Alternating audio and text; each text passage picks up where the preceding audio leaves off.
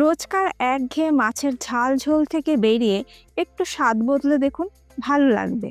নমস্কার বন্ধুরা, রুমার হেসেলে সবাইকে স্বাগত। আমার আজকের রেসিপি দই মৌরি কাতলা। রেসিপিটা কেমন লাগলো অবশ্যই জানাবেন, ভালো লাগলে সবার সাথে একটু শেয়ারও করে নেবেন। দই মৌরি কাতলা বানানোর জন্য এখানে আমি 6 পিস কাতলা মাছ নিয়েছি, আর আমি গাদা পেটে মিলিয়ে নিয়েছি। মাছ ভালো করে ধুয়ে নেবার পর মাছের মধ্যে দিয়ে দেবো 1/2 টিস্পুন নুন, আর দেব সামান্য লেবুর রস, যাতে মাছের আষ্টে গন্ধটা না লাগে। দিয়ে দিলাম 1/2 টিস্পুন কাশ্মীর লাল লঙ্কা গুঁড়ো, আর দিচ্ছি 1 টিস্পুন সর্ষের তেল। এবার এই সব কিছু একসাথে মাছের গায়ে খুব ভালো করে মাখিয়ে নেব। মাছের গায়ে যদি একটু সর্ষের তেল মাখিয়ে নেওয়া হয় না, তাহলে মাছ ভাজার সময় কড়াইয়ের গায়ে লেগে যাবে না। আর এই দই মৌরি কাতলাতে আমি হলুদের ব্যবহার করছি না, সেই কারণে আমি কাশ্মীরি লাল লঙ্কা গুঁড়ো 1/2 টিস্পুন দিয়ে মাছের গায়ে খুব ভালো করে মাখিয়ে নিচ্ছি। মাছের গায়ে সব কিছু খুব ভালো করে মাখিয়ে নেবার পর 5 মিনিট রেখে দেব। মাছ ম্যারিনেট হতে হতে একটা মশলা তৈরি করে নেব। গ্রাইন্ডিং জারের মধ্যে আমি দিয়ে দিচ্ছি 1 ইঞ্চি আদার টুকরো। কাঁচা লঙ্কা আমি দিয়ে দিলাম 4-5টা, ঝালটা অবশ্যই নিজেদের স্বাদ অনুযায়ী ব্যবহার করবেন। আর দিচ্ছি 10-12টা আমন্ড বাদাম, জলে ভিজিয়ে খোসা আমি ছাড়িয়ে নিয়েছি। টক দই এখানে আমি দিয়ে দিলাম 1/4 কাপ, আর ফ্রেশ টক দই কিন্তু ব্যবহার করবেন। এবার সব কিছু একসাথে খুব ভালো করে বেটে নেব। দেখুন মশলা আমার বেটে নেওয়া হয়ে গেছে। এবার রান্নাটা শুরু করব। রান্নাটা করার জন্য কড়াইতে দিয়ে দিলাম 3 টেবিল স্পুন সর্ষের তেল। তেল গরম হয়ে গেলে ম্যারিনেট করে রাখা মাছের পিসগুলো তেলের মধ্যে ছেড়ে দিচ্ছি। গ্যাসের ফ্লেমটাকে মিডিয়াম টু হাইতে করে দিয়ে মাছের পিসগুলোকে ভেজে নেব।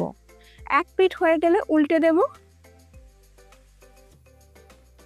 মিডিয়াম টু হাই ফ্লেমে উল্টে পাল্টে মাছের পিসগুলো আমার ভেজে নেওয়া হয়ে গেছে। এবার তুলে নিয়ে রেখে দিচ্ছি আলাদা একটা পাত্রের মধ্যে।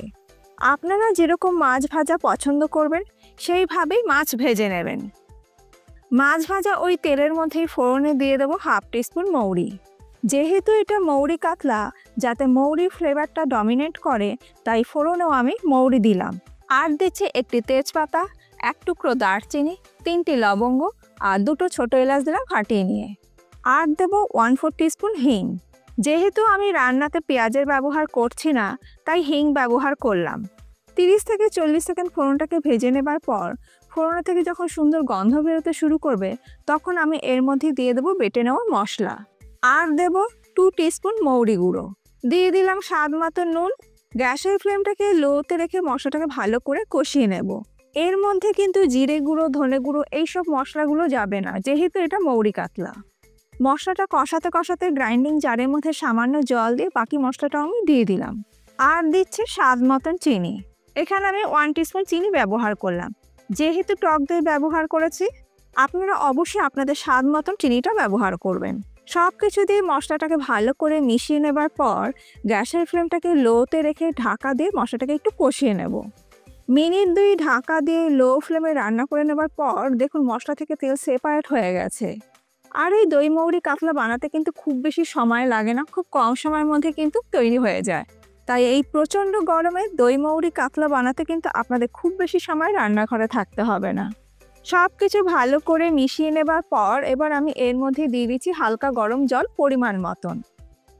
জলটা দিয়ে সব কিছুর সাথে ভালো করে মিশিয়ে নেবার পর গ্রেভি যখন ফুটতে শুরু করবে, তখন আমি দিয়ে দেবো এর মধ্যে আগের থেকে ভেজে রাখা মাছের পিসগুলো।